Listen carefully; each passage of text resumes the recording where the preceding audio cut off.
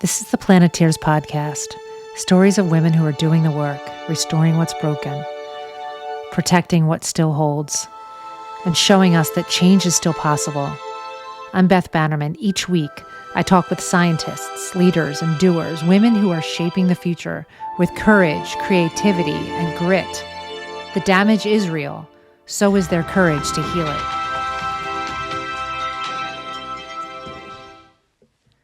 There are a few people in the world whose ideas ripple across generations, and Hunter Lovins is one of them. For over 4 decades, she's been at the forefront of reshaping how we think about economics, business, and the planet, not as separate systems, but as one interconnected web of life. Think about that for a second, listeners. That's 4 decades. So we have got some things to say and to listen to. So let's dig in. Hunter Lovins is the president and founder of Natural Capitalism Solutions, a nonprofit formed in 2002 in Colorado, a renowned author and champion of sustainable development for over 35 years. Hunter has consulted on sustainable agriculture, energy, water security, and climate policies for scores of governments, communities, and companies worldwide. Within the U.S., she's consulted for the Presidential Cabinet, Department of Defense, EPA, Department of Energy, and numerous state and local agencies. Hunter believes that citizens, communities, and companies working together within the market context are the most dynamic problem-solving force on the planet.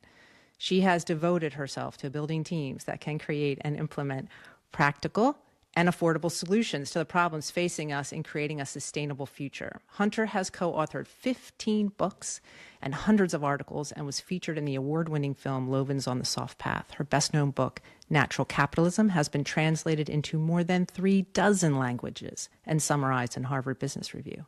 Its sequel, Climate Capitalism, won the Atlas Award. Her latest, A Finer Future,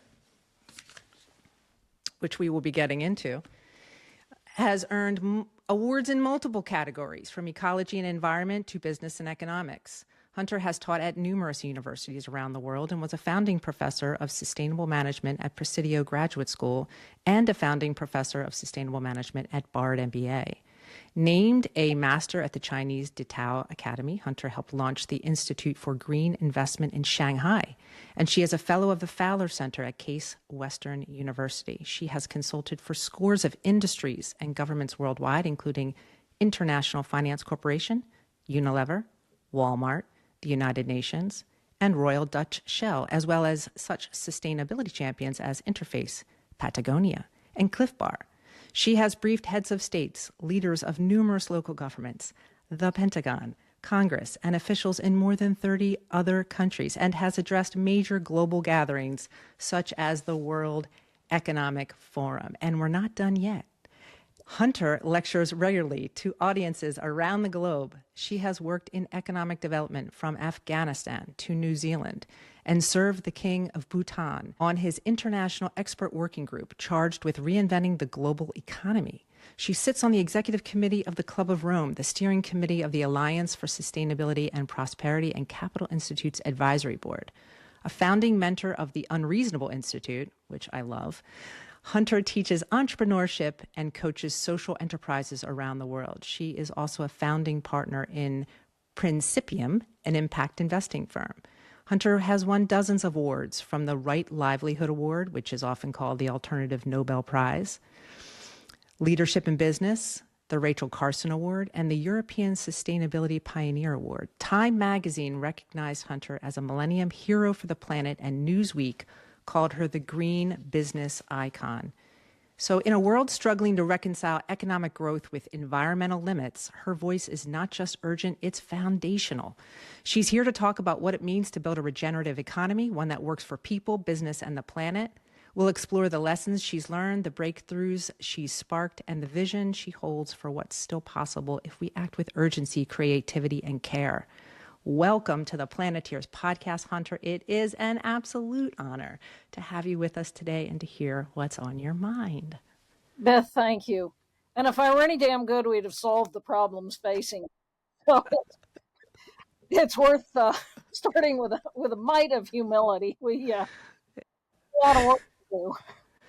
Yeah, well, not for a lack of trying throughout your life. And I think the generosity that you've showed throughout your career in sharing what you've learned and opening your ears and eyes and arms to others to bring people in and include them in the problem-solving effort is just really admirable and worth talking about and continuing to talk about and getting more people engaged as we go along. So, well, thank you.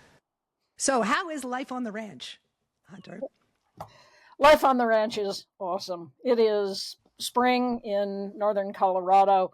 The sun is shining. The grass is coming up. We just had over an inch of rain, so we have moisture. The animals are all good.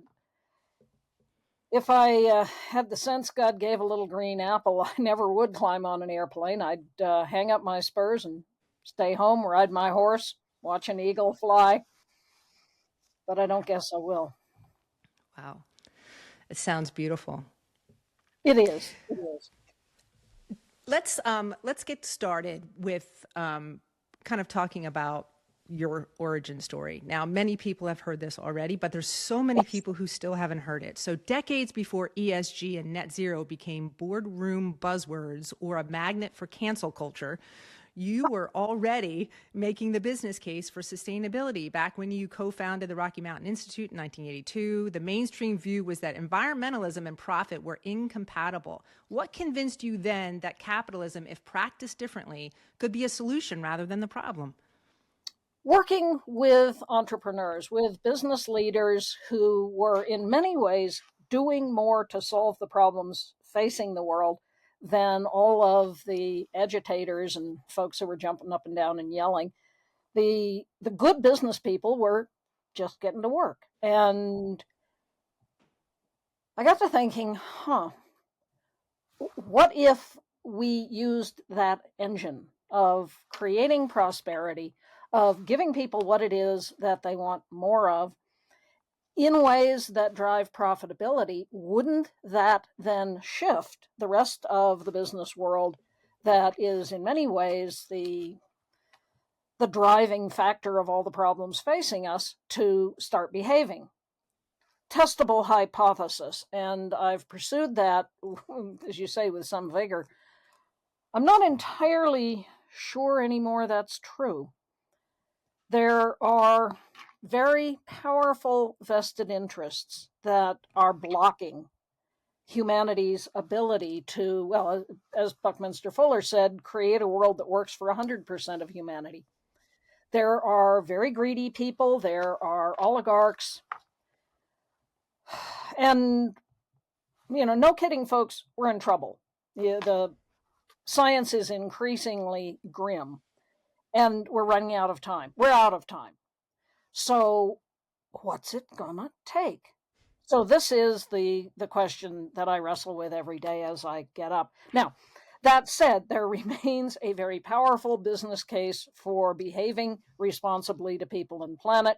It's an approach we call the integrated bottom line. My colleague Walter Link and I created that back in 2001, based on a comment from Ray Anderson, the visionary leader at Interface. We were sitting at a conference. Ray was annoyed. He had committed Interface to be the first company of the next industrial revolution, to sustainability in all of its aspects, environmental, social, everything else. Somebody wants me, and they can wait. He had committed Interface to be the first company of the next industrial revolution, to implement sustainability in all of its aspects, environmental, social. And he was annoyed. He said, this isn't why I did it, but everything I'm doing for sustainability is enhancing shareholder value. And I said, what do you count as shareholder value? And he listed out 7 aspects. Walter and I sat down and stole a phrase from a friend of ours, the integrated bottom line, and counted 13 reasons why behaving more responsibly is just better business. So things like, if you're not buying and burning fossil energy, you're not spending the money. If you implement more energy efficiency, renewable energy, now everywhere on Earth cheaper than fossil, you cut your costs. And they're a grillion ways by reducing waste, by behaving more responsibly to cut your costs. When you do this, you also start to cut your risks. If you're not using toxic materials, your workers are likely to be healthier. That cuts your healthcare costs, might enhance your insurability. I named Gerhard Thallinger, board member of Allianz, recently said, if climate change continues, the economy will be uninsurable. Mm-hmm.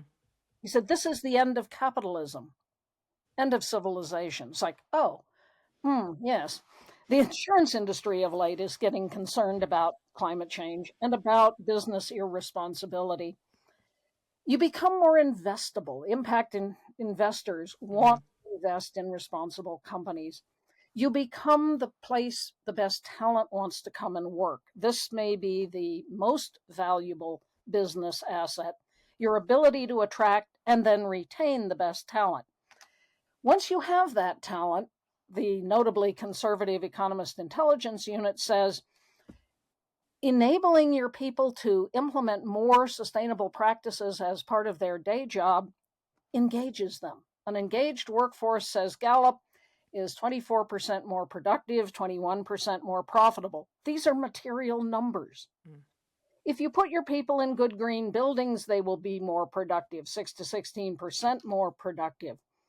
You are able then to better badge yourself, marketing, communications, brand equity, product differentiation.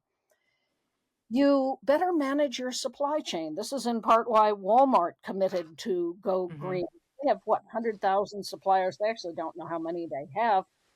Issuing their sustainability scorecard in 2015, enabled them to better manage who they wanted to buy from, who they wanted to be in business with. All of this, Walmart found, cuts the cost of distrust. When they announced their green initiatives, they cut in half the number of people saying, I will never shop at a Walmart. You add all this together, studies have shown you put Ray's original 7 together, you get a 34% increase in profitability. Again, that's a material number. Companies work real hard to get a 1%, 2% increase in profitability year on year. So most of the work that I do with companies isn't about polar bears. However important they are, however important the environmental issues are, it's simply about better business. And this gets very little pushback, even at a time in which ESG, DEI, SRI, all of the letters are getting political ideological pushback. Business says, right, this is just better business. Was on a Zoom call earlier this morning with a senior executive at a big pharmaceutical company talking about exactly this. And they said, we're staying the course. We're staying the course with diversity, equity, inclusion because it's just better business for us. It enables us to get the better talent. And this is what our young employees want. And again, no ideology involved. It's simply better business. That said, as I said before, we're losing. And we have to come up with a different way of solving these problems. Yeah. Today, environmental action is no longer an abstract concern. It's in every supply chain, as you mentioned, insurance model and migration map, which, by the way, impacts the economy. Yet many institutions still resist meaningful change. Not all, but many. What do you see as the most persistent structural or cultural barrier preventing businesses and governments from embracing truly regenerative models? Several. Another Zoom call this morning with people from the Club of Rome, people, educators, literally from the world around. Helmi Abulesh from Egypt was on the call, folk from Latin America, people from the Far East, talking about how do we transform business education to enable students to be able to better deal with these kinds of challenges. And one brilliant woman finally said, the first thing we need to do is admit we don't know. What's it gonna take? And all of us are trying different things. I helped create 2 whole new business schools in which sustainability is baked into how it's done. That was neither were transformative. And in fact, I got fired for one as part of the cancel culture. I cited the title of a book in print that had a banned word in it and got fired. And I got fired out of Rocky Mountain Institute for, the board said, being disruptive. So, and yet you're still here and soldiering on. And so let that be a lesson, folks. You will survive. If someone fires you or someone cancels you, you will soldier on. Follow Hunter and soldier on. Well, I'm following David Brower, one of my mentors. Dave was first paid staffer at Sierra Club, saved the Grand Canyon because he took a full-page ad out in the New York Times. The Bureau of Reclamation wanted to dam the Grand Canyon, and they said, well, but you'll be able to boat up to the edge and see it better. And Dave took a full-page ad out. Would you flood the Sistine Chapel to get a closer look at the ceiling? Saved the Grand Canyon, lost Sierra Club its tax-exempt status, and the board fired Dave, so he created Friends of the Earth. 10 years on, Dave was borrowing for operating expenses, freaked the board out. They fired him. He said, if you have a positive bank balance, you haven't realized the urgency of the situation. And so he created Earth Island Institute. So every time I get fired, it's like, what would Dave do? Go create a new organization. I must be doing something right. That's fantastic. What a great story. Thanks for sharing that. You have said in previous podcasts that there are examples of companies demonstrating the will to be more regenerative. Big companies, even if they don't yet have the capabilities or even if they don't have all the know-how. And they admit that they don't know it yet. But you said that this is an opportunity to begin transforming how these firms do business. This is an opportunity that can't be missed. And you said it's at the same time, it's also true that true regenerativeness will come from communities, little companies, individual farmers getting together with other farmers and ensuring that system inclusion really works for everybody. And typically when the big guys get involved, they pervert these things. So what are some examples where you see it working, and where can we look for best practices or role models so that we can find the motivation, find the lessons, and get going? There are examples literally everywhere around the world. In agriculture, one of the best is the story of Gabe Brown. Gabe is a North Dakota corn, soybean farmer. He was a commodity farmer doing it the old-fashioned way. Lots of chemicals, lots of machines, lots of costs, and he was going broke. And he said, I'm going broke, I'll try anything. Somebody said, go to no-till agriculture. So he did. He said, well, most no-till you spray a lot of herbicides, pesticides. How do I cut my costs? Plant cover crops, diverse, deep-rooted cover crops. So he did that. Now his fields are covered in cover crops. He turned his cows out. They ate down the cover crops, and he could drill seed his corn and soybeans. He found he got equal yields without any of the costs of the chemicals. He went, He evolved 5 principles, now gone to 6. He adopted Allan Savory's principle of context, that every situation is different. Every farmer, what is it you're trying to achieve? Are you maximizing profitability?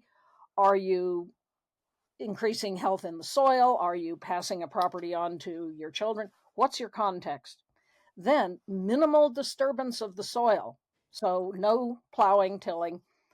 Then cover on the soil year round, protect it. Then living root in the soil year round, diversity of crops, and animal impact. If you go to General Mills, big company, Google regenerative on their site or search for regenerative, you will find 6 principles. General Mills hired Gabe to teach them how to do regenerative agriculture. Wow. And they're doing a pretty good job of it. Walmart worked with Paul Hawken, pledged to become 100% regenerative. Walmart? The evil empire? Now, are they? No. But it's a good aspiration. And again, the best companies work with people who actually know what they're talking about. Now, you take some companies, some well-known ones, whose business model is all the pesticides and herbicides and nastiness, are now badging themselves as regenerative. They're not.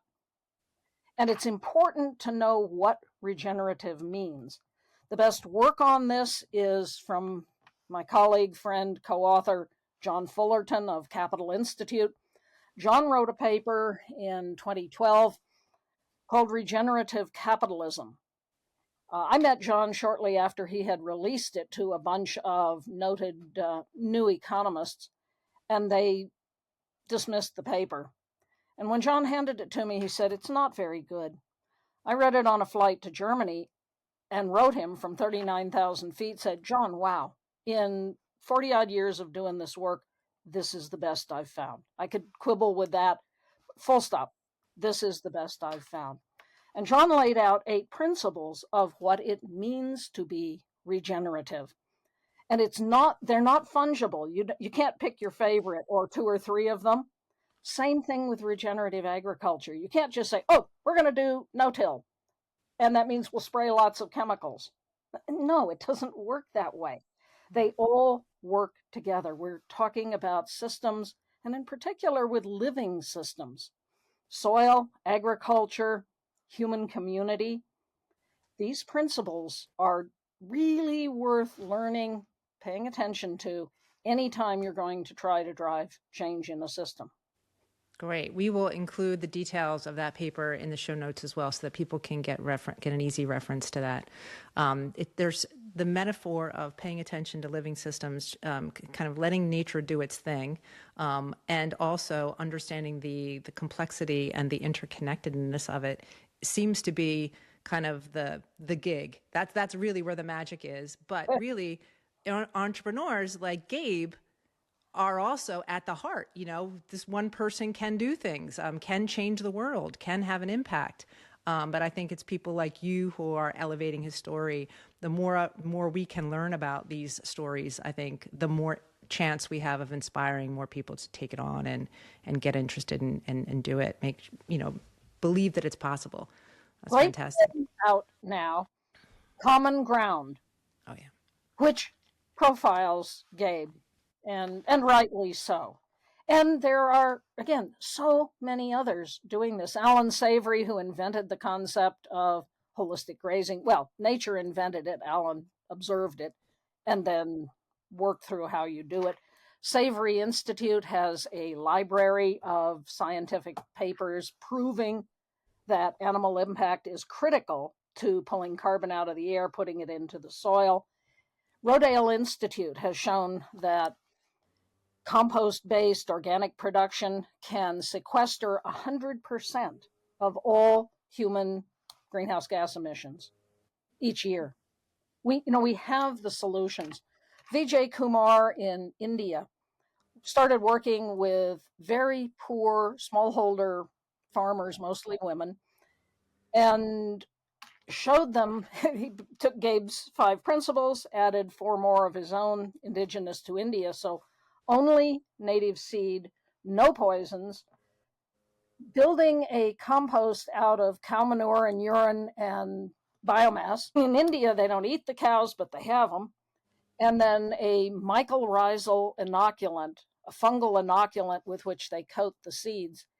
He's now working with 4 million Indian farmers, Wow. lifting them out of poverty, tripling productivity, doubling profitability. And we're now helping take this approach, community managed natural farming. Seeds went in the ground last fall in Zambia. We brought some of Vijay's people, worked with Zambian farmers, took some of them to India, showed them how to do it. The numbers are starting to come in, and if they bear out, which I think they will, quadrupled productivity, tripled profitability. Wow. This is how we solve the climate crisis, solve the food scarcity crisis, deliver enhanced nutrient density, lift people out of poverty. You start, why do people migrate? Because they can't stay where they're at. Right. So if you enable them to live happily where they're at, they'll stay home. You talk about the importance of staying in a region, and you draw the parallel to sports loyalties. People like having a sense of community. They like being a part of a group of people who have shared interests and not that are stronger than bolt-on ideologies like political beliefs. It is really about place-based living. And that's one of the reasons I love this book, A Finer Future. You and your co-authors argue in the book that humanity stands at a pivotal crossroads and that it's not too late, as you're saying here today. One of the book's most compelling points to me is that we already have the tools that we need, as you're talking about. And if we scale them with urgency and courage, we are able to make real change here. In particular, you talk about our ability to build a regenerative economy through a powerful combination of enlightened entrepreneurship, a regenerative economy, technology, and innovative policy. So can you tell us a little bit about this book that came out in 2018? And from what I can tell and from the reviews that I have read, it is commonly agreed that this is a very strong blueprint to transform finance, reimagine energy, and agricultural systems. So this is a fine piece of work, folks. Tell us a little bit about it, Hunter. It grew out of conversations with various colleagues who were saying, it's over, it's too late, we've lost. Don't do this because it'll put you in a very bad mood, but you can Google near-term human extinction and find what purports to be science saying that humans go extinct within a decade. Really? We're the result of 3.8 billion years of evolution? Let's act like it. So I set out with my colleagues, John Fullerton, Anders Wiegman, Stuart Wallace, to prove that we have the answers. When I wrote the first chapter, I said, really, no kidding, folks, we're in trouble, and walked through the current science. Early readers of the book said, we couldn't read it. We gave it up. All right, let's rewrite it. So I wrote the first chapter to be, it's 2050 and we made it. What does it feel like to live in a world that works? And every bit of the story, and this is storytelling, every piece of it is footnoted. This exists somewhere in the world. We can do this. Climate, we know how to solve the climate crisis. You stop burning fossil fuels because you switch to renewable energy. Again, everywhere on Earth cheaper than burning fossil. That ends the added emissions into the atmosphere. Then you take the excess out, put it back in the soil using regenerative agriculture. We know how to capture several tons per acre per year through regenerative agriculture. You multiply that by the acres, hectares, square kilometers of the world's grasslands, and we are pulling more carbon out of the air than we're putting into it by far every year. And if you've stopped the emissions, now you're rolling climate change backward. Oh, and as Gabe proved, regenerative agriculture is more profitable. We have the solution, and it's not happening fast enough. We are, those of us who are silly enough to do this, heading off this fall to Belém, Brazil for COP30, Conference of Parties 30, meaning there have been 29 of these before. There's one every year. 30 years the nations of the world have been negotiating to preserve a safe climate for humanity. That was the original charge of the UN Framework Convention on Climate Change. And in that time, emissions have doubled. It's not happening. Why? In part because of the nature of the framework. Any one nation can veto action. Saudi makes $1 billion a day every day they delay action. You really think they're going to agree to anything? And You hear things like that and you think, huh. About 4 years ago, I had sat on the board of a little battery company which exited happily, and this astonishing amount of money landed in my bank account. I was like, whoa, I learned something. I'd always sat on nonprofit boards. Sit on for-profit boards. They have stock options. And my husband said, why don't you retire? Like, huh. For the first time in my life, I could. So I started thinking about that. About the same time, president of the Club of Rome voluntold me that I was going to be part of a big UN program. And I said, why? It was headed up by a gal who is a big fan of the so-called Green Revolution, big chemicals, big machines, industrial agriculture, all the wrong stuff. So all the good NGOs said, nope, we're out. This is counterfeit. And I said, why? And why me? And she said, shut up, do it. And about the same time, my longtime partner, Walter Link, called up, would I join a thing he was creating, Now Partners, become a global consultancy? Like, sure. COVID hit and Now became a global Zoom salon. Fine, I didn't have anything else to do. And this big UN program was all on Zoom. So I'm getting up at 3 a.m. to be on a 4 a.m. Zoom call because nobody cares about the Colorado time zone. So I'm grumpy anyway.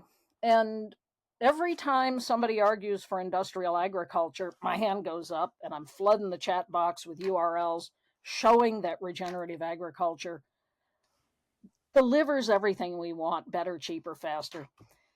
And in due course, being a bitch got boring, so I quit.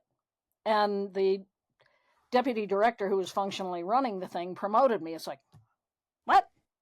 He could have been rid of me. Why'd he do that? So I quit again. He promoted me again. It's like, oh. We were slowly shifting the whole thing toward regenerative agriculture, and the UN pulled the plug, killed the whole thing. And I went, yay, I win. That's what I'd wanted. Didn't think much more about it. We're now to the spring of 2022. Walter calls up, would I come to Munich, Rome, Assisi, help him run back-to-back-to-back workshop in Munich, B Corporation Global Leaders Summit in Rome, retreat in Assisi.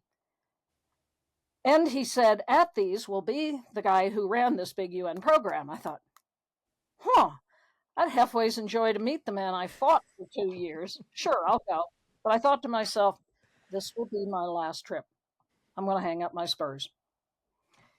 So get to Munich. I can see this guy across the way. He gets up, gives a speech on regenerative agriculture I could have given.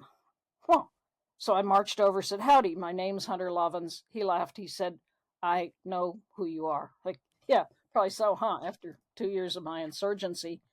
I said, I may have been wrong about you. We sat down and talked, and he pitched me on a thing he calls COPX.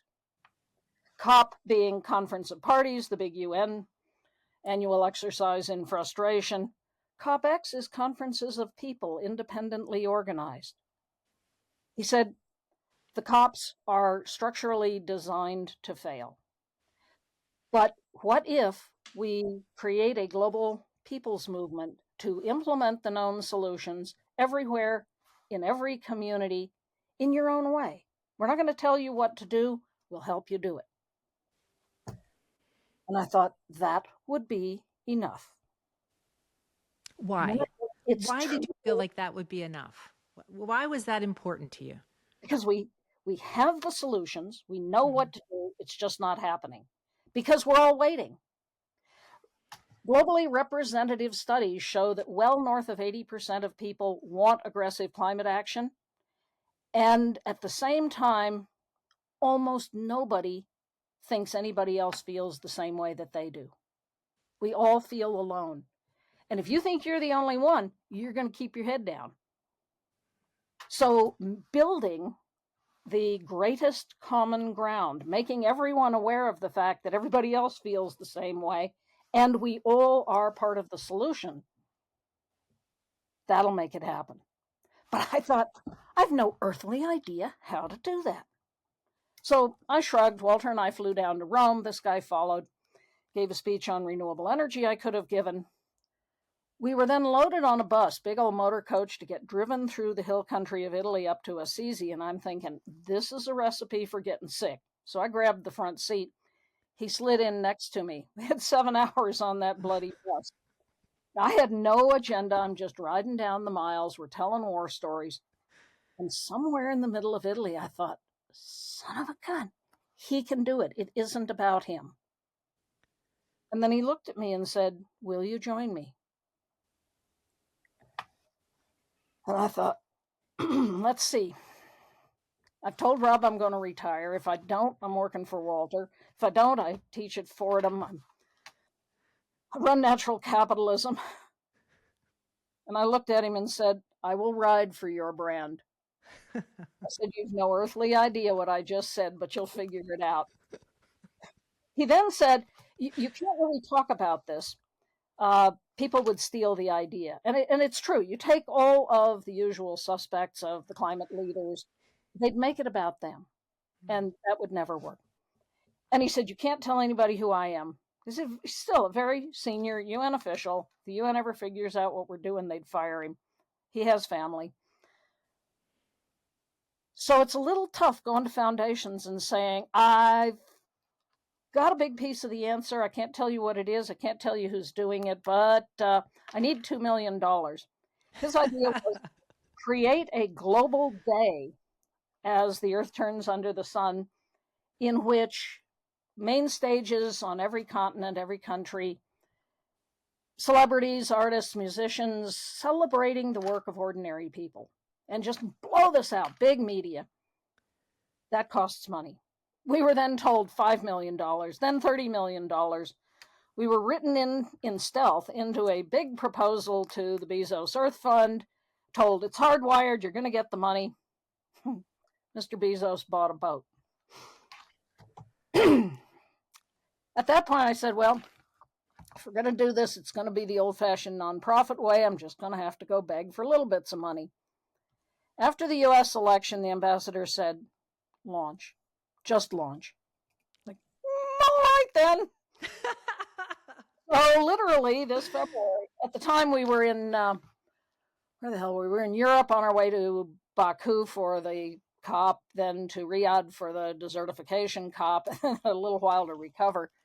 In February, we sent a letter out I'd kept a list of everybody I knew who had been told about this idea, about 150 folk, sent a letter to them saying, we're doing it. Yep. Join us. And we had created a website, www.COPX.global, and said, register on the website, become a COPX organizer. Then I sent a letter to the 15,000 folk at Natural Capitalism and said, we're doing this. We are now over 1,000 registered COPX organizers in about 2 months' time. We literally, what day is this? Last Friday, sitting in Paris, I was over there giving a speech for one of the European agencies. We sat down and agreed on a platform. It's called Open Impact. Very powerful platform that's not owned by any of the tech bros. Which was really important. It's really important. Yeah. This needs to be of the people. And that platform will allow a global conversation about what's working, what people are doing, what the solutions are, what the challenges are, a library of resources. And so I will say to you, join us. Oh, yeah. We are going to guarantee a climate-safe future for humanity. This is COPX.global? Yes. Excellent. Yeah, we'll put that in the show notes. What's exciting to me about this is that this is your whole entire life. You have been one to many, traveling around the world, breakneck speed, writing books, articles, engaging with folks like me who have, no business actually getting time with you. So thank you again for that. But this is many to many. Now you're really scaling, and you're putting in practice everything that you have been telling us, which is around entrepreneurship. Just launch. You know, don't wait for it to be perfect. Get it out there, and you know, letting people learn as fast as possible, and empowering that with creativity is just like super fuel. I just love it. Congratulations. Thank you. Thank you. Inshallah, this will work. You've said before that real climate action often comes from the ground up, not the top down. What does COPX make possible that legacy institutions haven't? And is this an invitation for others to stop waiting for that invitation, to pull up a chair at a COP meeting and instead create their own table and pull up their own chairs at their own tables? Very good question. Belém will, the cops are always a rolling disaster. Literally, at the COP in Egypt, the sewers exploded into the UN meeting halls, and there was this river of sewage flowing out of the blue zone. There are not enough beds in Belém for the people who have said that they're coming. Hotel rooms are running for $20,000 a night. Yeah, it's going to be insane. And President Lula has said this will be the people's COP. No, it won't. The people won't be there. But COPX can be the people's COP all day, every day, all around the world. The ordinary people who are, well, I'll tell you a story.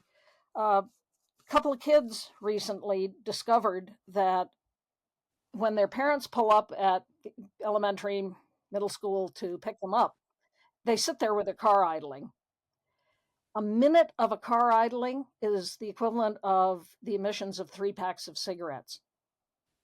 And so the kids went to their little environmental club, their leadership club, then the school district, and have gotten a policy passed, no idling.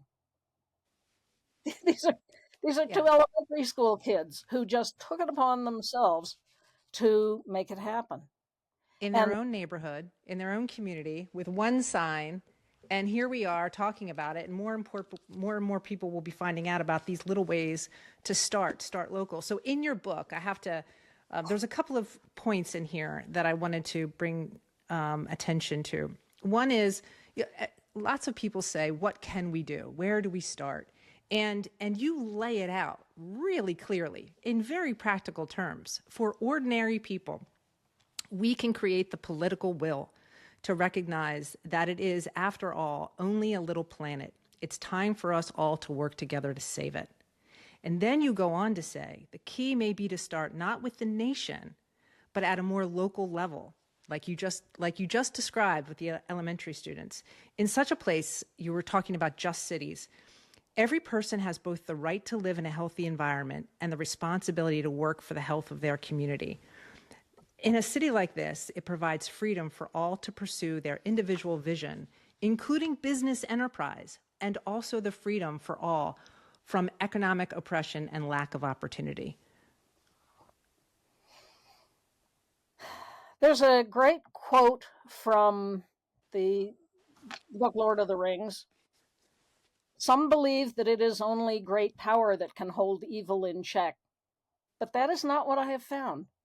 I found it is the small, everyday deeds of ordinary folk that keep the darkness at bay, small acts of kindness and love.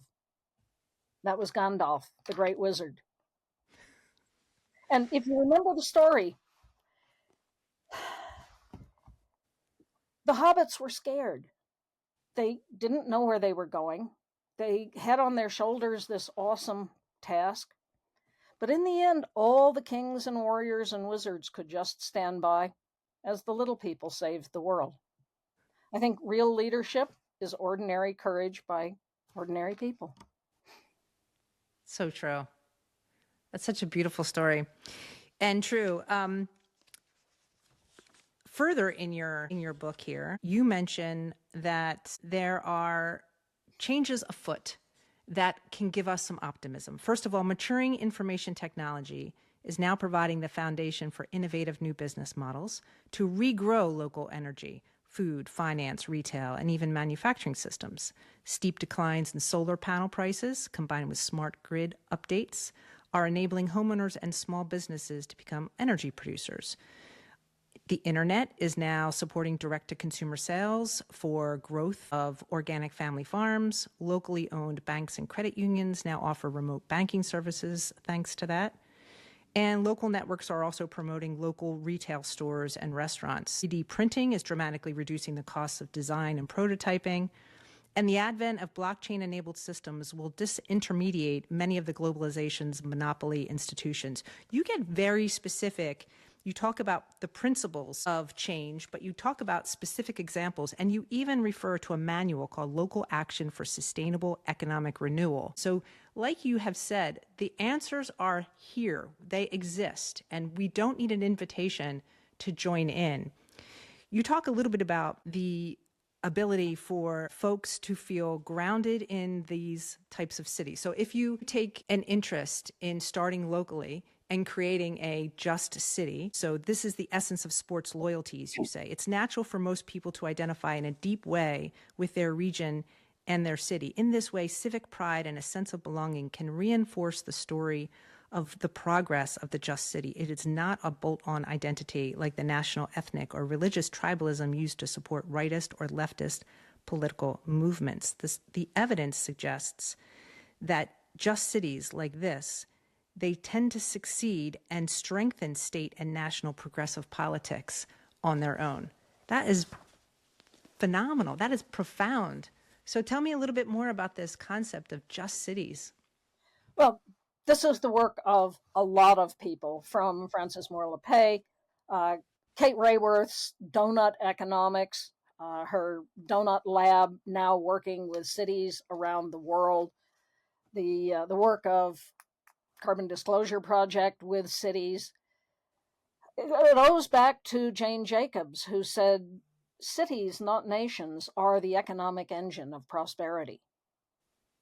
It's really where the work is done. And so some years back, a group of us wrote this book, Laser, Local Action for Sustainable Economic Renewal. You can get that from the Natural Capitalism website, netcapsolutions.org, NETCAP solutions.org. Query Laser, Laser, and you can download it for free.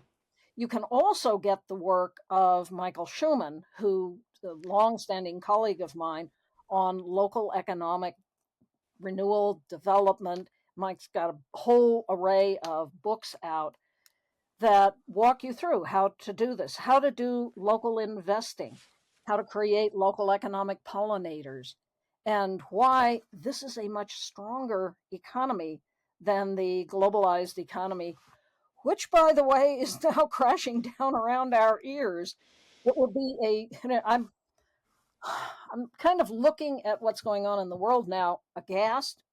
And at the same time, if what we want is a relocalized world, that's what we're driving to. The policies that are being put in place are going to crash globalization in ways that we are not going to like. This is not how I would have gone about doing it. I would have built the local institutions first before we take down the global structures. But folks said they wanted this, so here we go. Here we are. Is if you are not getting with your friends and neighbors locally and building local resilience, you could be in very real trouble. How do folks go about doing that, building local resilience? Is it the example of the elementary students? Is it just looking for opportunities where there are gaps or where there are needs and filling them yourself? Just taking the initiative. Is that what you mean? And it can be a bit more deliberative. Ask yourself, what can you not do without? What do you have to have? So energy, food, water, housing, healthcare, sanitation, transportation. What are the core infrastructures that have to be there in your community? How are they supplied now? And how could they be supplied? And then pick one. There's a group out in California that has a saying, what's your dot? Every day, do one thing. Look yourself in the mirror and say, today, what's my dot? What am I going to do today to make a difference? Go do it. Talk to your neighbors. Do you know your neighbors? If you don't, go knock on the door. Say, howdy, my name's Hunter Lovins. Can I invite you for a cup of coffee? And then listen. We all tend to, and hell, I'm doing it here with you, tell people what they think, what to do. Listen. What do they think? Ask their opinion. Be neighborly. And this neighborliness could, in the not distant future, come to be survival. I worked in Afghanistan, trying to build a green Afghanistan. After the U.S. invasion, the world said, we're going to rebuild the country. Yeah, right. And poured billions of dollars in. And the Afghans were very keen on this notion of, let's build a green Afghanistan.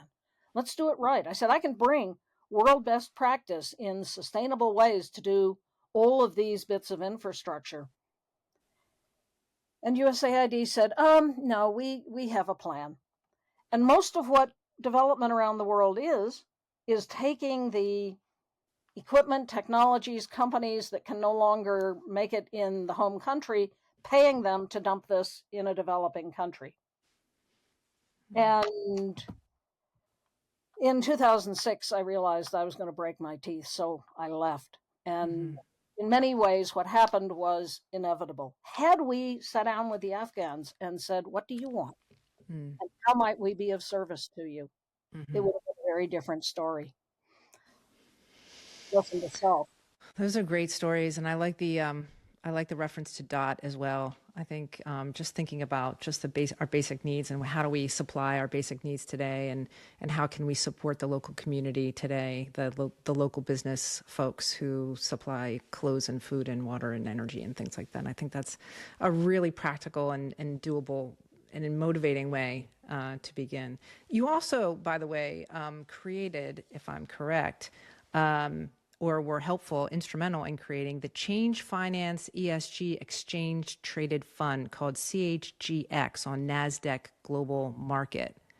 You played a key role. This is a fossil-free ETF, which has since become a model for values-aligned investing without investing in fossil fuels.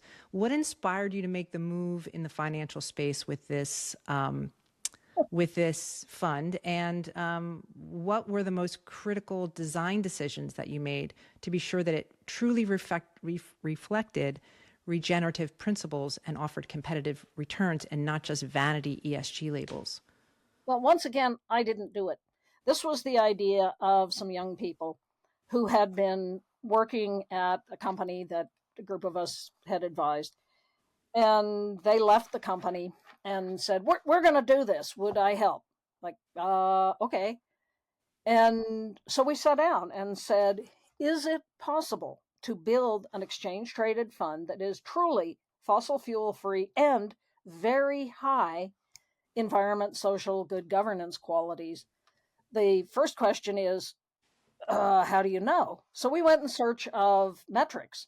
Turns out there were a group of young people in Germany had a little group called Oikam that had built these metrics. So we teamed with them and built a way of evaluating any given stock. And we made the choice, this is going to be public market, not private equity, not startups. So it's what's traded. That limits your choice significantly. So one of the first things we discovered is you can't be pure. No company is 100% sustainable, regenerative. Well, very few. Okay. And the ones that aren't traded on the stock exchanges. So then it's where do you set the levels so that you are good enough, but not so pure that you eliminate all options to invest. And for quite a while, CHGX outperformed the S&P rather handily. COVID hit, and that kind of knocked the legs out from under most investing. the little company Change Finance sold the metrics to a company called Stance, which is a very good, high quality, high integrity company, and they are continuing this activity. I left the board of Change Finance some time ago. I wish them very well, but it's a tough thing to try to do, to create a whole new way of doing something like ethical investing. That said, there are a lot of good people in the field. If you have money and you're looking for a place to put it, think hard about what's your money doing while you're sleeping. Is it part of the problem, or are you part of the solution? And one of the things that has consistently been shown is that high quality impact investing outperforms. You can make at least as much money as the basic indexes. You're not going to lose money in that sense. Now, if you're a day trader and you're very clever about it, you can make more money day trading. But if you're an ordinary investor, people like me, I don't want to look at the stock market every day. I don't want to be crawling into the details of this company versus that company. What money I have, I want to give to somebody who's going to manage it responsibly. So that goes on. The investment that you made in helping to create this fund and its subsequent reorganization into the Stance Sustainable Beta ETF, by the way, it's still traded as CHGX as the ticker. I just looked at the performance as of March 31st. This is your legacy, Hunter. As of March 31st of this year, CHGX has demonstrated competitive returns with a 1-year return of 9.56% and a 3-year return of 10.14%, according to Yahoo Finance. Oh, so wow.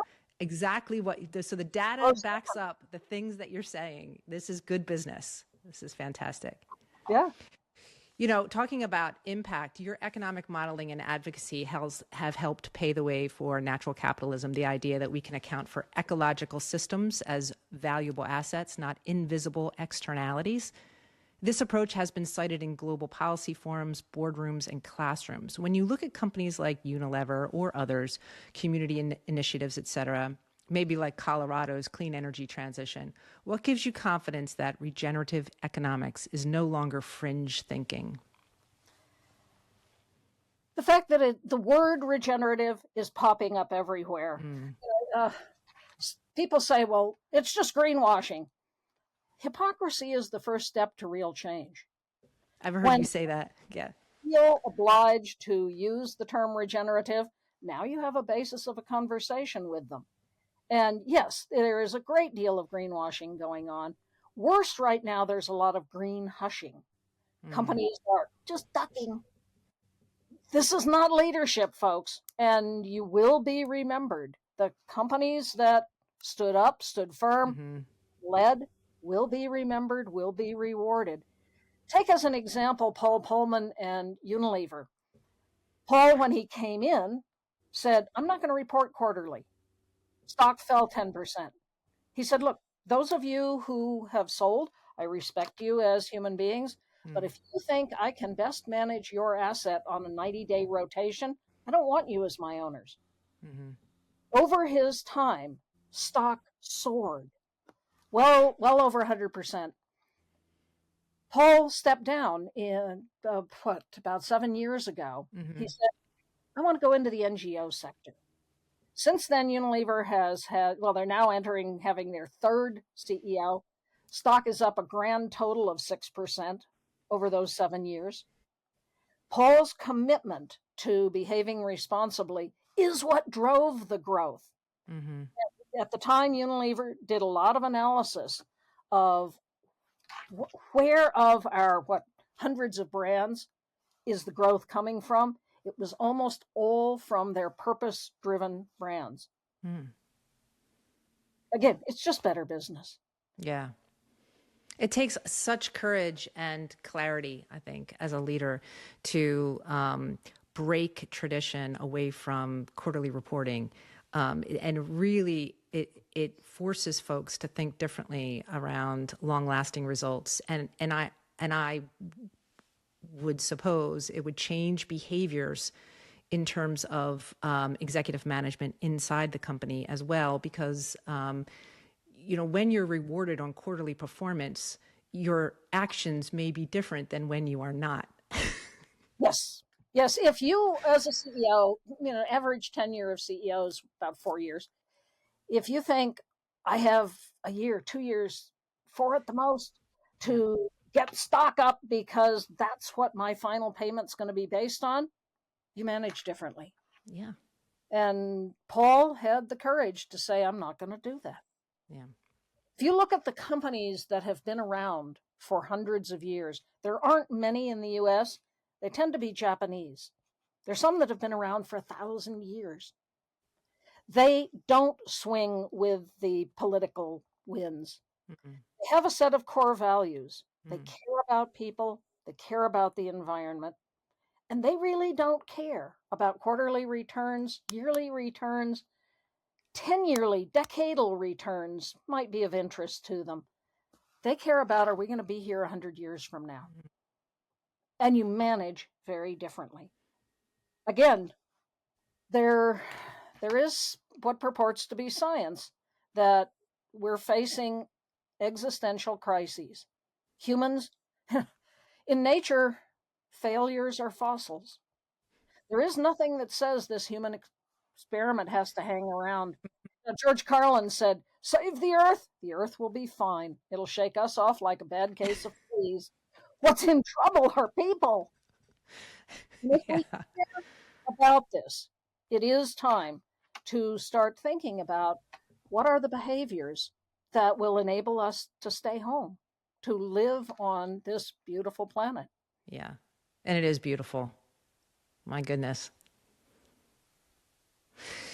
So we're living in a moment of enormous complexity, extreme weather, increased and faster production of pollution and carbon that our earth and the ocean cannot restore fast enough. News of increased endangered species, widening inequality, pandemic threats, mental health crisis. People feel overwhelmed. And you've often said that the economy is a wholly owned subsidiary of the environment, which is a great line, by the way. Not mine, by the way. Okay. Can you unpack what that means in today's context of ecological collapse and economic fragility? Yeah, this comes from the work of the ecological economists, Dr. Robert Costanza, Dr. Josh Farley, Dr. Herman Daly, Dr. Bill Rees, who pointed out that the economy is this little linear process which exists within society, which exists within the biosphere.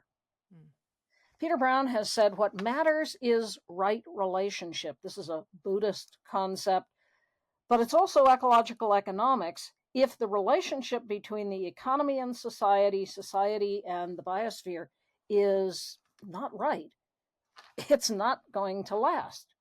And this is one, by the way, of John Fullerton's principles, right relationship. Another is holistic wealth. Well, money's useful. Money's not wealth. Wealth is well-being, it's belonging, it's purpose. It's knowing who you are within a context of a community. Empowered participation. This is the work of Francis Moore Lappé. Economic democracy. Do you have a say in what's being done to you? Are all of the parts of the system working together? Circularity. We're here talking to each other because blood is circulating in our bodies. Nutrients circulate in the environment. Water circulates. And the concepts of a circular economy is just basic natural principles. Balance between efficiency, nothing wrong with efficiency, and resilience. We need resilient systems, but if you're totally resilient, you're pretty static. If you're totally efficient, you flow money to the top very, very effectively, and you have huge amounts of inequality, which, as Thomas Piketty showed, is causative of societal collapse. Edge effect abundance. This is the biomimetic principle that in nature, the most abundant ecosystems are where several come together. A river meets the ocean, a meadow meets a forest. because of diversity Hmm. and honors place and community. We can have a vibrant global industrial economy so long as every place has its integrity. Hmm. Innovative and adaptive. This is the entrepreneur's mantra. Begin again. Hmm. Humans begin again. Learn and create. And you put all of these 8 principles together, and you have the basis of a regenerative economy. Take any one of them out, and it starts to crumble. Hmm. This was John Fullerton's observation based on the principles of how nature works. Yeah. Yeah. And how does that, can you help us also unpack doughnut economics? So jargon sometimes trips people up. It's a shortcut for some, the smart people that actually know what doughnut economics is. But for anyone outside that circle, it alienates us because it makes us feel stupid. So I know a little bit about it. I've seen some diagrams, but could you help us understand what doughnut economics is? You referred to it earlier as well. This is Kate Rayworth's great work. Kate, by the way, wrote the foreword to A Finer Future. The donut is the recognition that there are planetary boundaries. This is the work of Johan Rockström and the scientists at Stockholm Resilience Institute.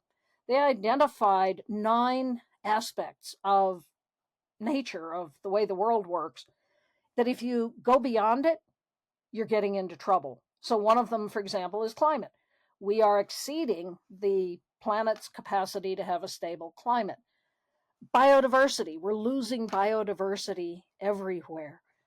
Various forms of pollution, nitrogen cycle. These 9 planetary boundaries are a bit like the laws of gravity. I mean, you can do all kinds of innovation, but if you're in the aviation business, you kind of have to work within the laws of gravity. Those of us who are doing economics need to learn to live within the planetary boundaries.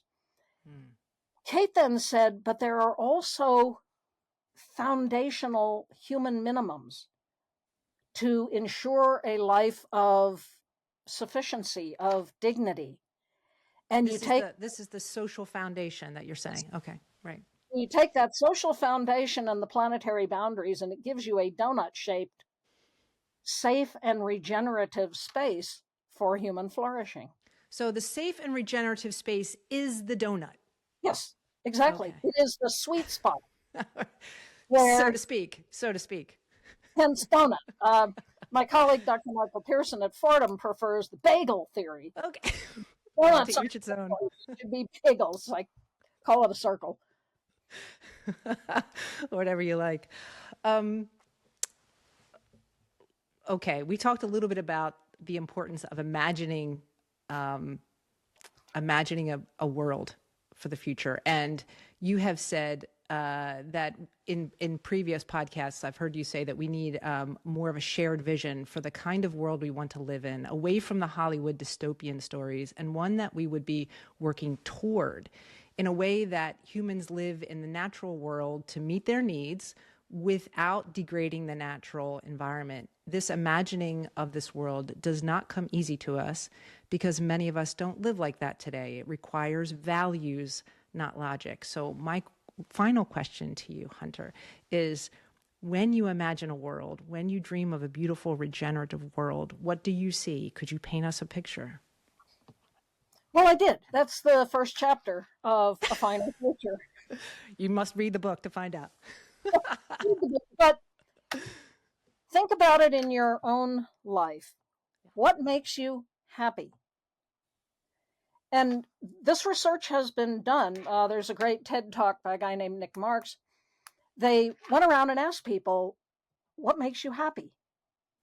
And people thought about it a bit, and it's things like belonging, community, health, well-being. Money comes maybe 4th in the list. More money. Money, unless you're quite poor, more money is not what's going to make you happy. So think in your own life, what makes me happy? And start observing when you're happy, What's around you? What are you doing?